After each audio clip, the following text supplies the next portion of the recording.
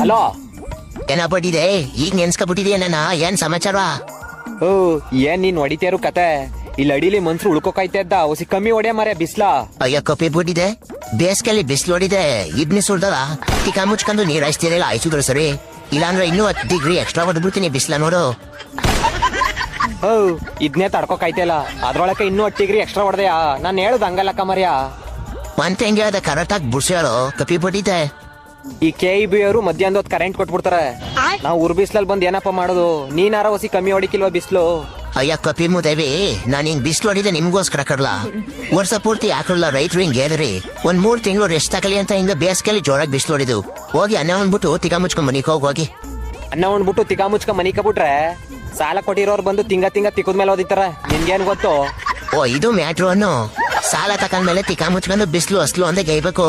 ನಿನ್ ಬಿಸ್ಲು ಅಂದ್ರೆ ಸಾಲ ತೀರೋದಾ?